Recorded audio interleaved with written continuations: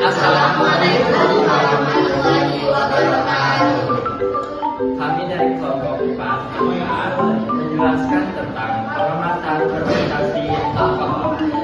Respirasi anaerob atau fermentasi adalah proses respirasi tanpa oksigen yang mengubah asam piruvat dari glikosis menjadi alkohol atau asam laktat. Fermentasi telah dilakukan sejak lama dengan memanfaatkan jamur dan bakteri, menghasilkan produk seperti alkohol dan tape. Penelitian ini bertujuan untuk memahami pengaruh jumlah glukosa terhadap proses fermentasi. Mengetahui hasil dari proses fermentasi, mengamati pengaruh Saccharomyces cerevisiae terhadap fermentasi. Dapat menambah pengetahuan tentang pengetahuan, dapat menambah wawasan tentang proses fermentasi. Fermentasi alkohol merupakan jalur respirasi anaerob yang menghasilkan alkohol atau etanol sebagai produk akhir.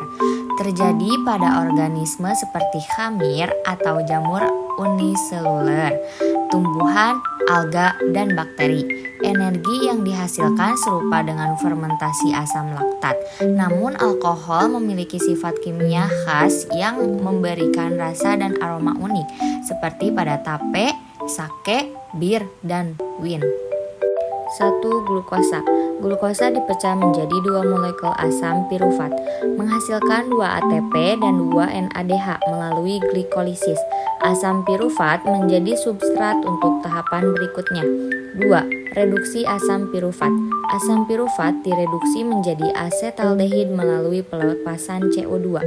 Karbon dioksida dihasilkan dalam proses ini dan dilepaskan ke udara. 3. Reduksi asetaldehid.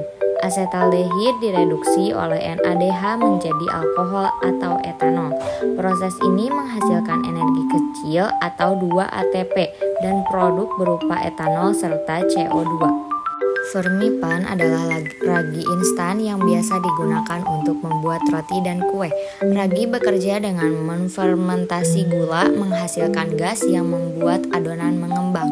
Reaksi ragi atau fermentasi, ragi mengandung mikroorganisme seperti bakteri dan fungsi, termasuk Saccharomyces dan Lactobacillus. Gula adalah karbohidrat sederhana yang menjadi sumber energi, digunakan untuk makanan dan minuman.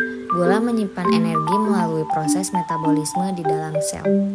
Waktu dan tempat praktikum, tempat SMA Negeri 1 Cibeber, kelas 12 IPA 1. Waktu 17 Oktober 2024, pukul 15.59 waktu Indonesia Barat.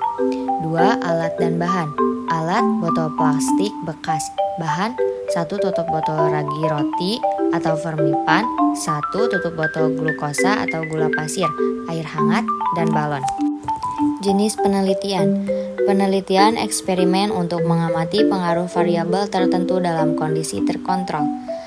Proses kerja. 1. Masukkan ragi dan gula ke botol plastik, tambahkan air hangat. 2. Pasang balon pada mulut botol. 3. Kocok botol hingga larutan tercampur. Dan 4. Amati proses selama 10 menit. Hasil pengamatan. Aspek yang diamati. 1. Ragi. Sebelum atau 0 menit, larutan terlihat homogen. Ragi dan gula sudah larut tapi belum ada tanda aktivitas. Setelah 10 menit, mulai terlihat gelembung-gelembung kecil, tanda ragi sudah aktif memproduksi gas. 2. Keadaan balon. Sebelum atau 0 menit, balon kempes. Setelah 10 menit, balon mulai mengembang karena nafas CO2. 3. Busa dalam botol. Sebelum 0 menit belum ada busa. Setelah 10 menit terbentuk busa di permukaan larutan. Ragi yang digunakan adalah Saccharomyces cerevisiae. Setelah tercampur dengan air dan gula, ragi membutuhkan waktu untuk beradaptasi.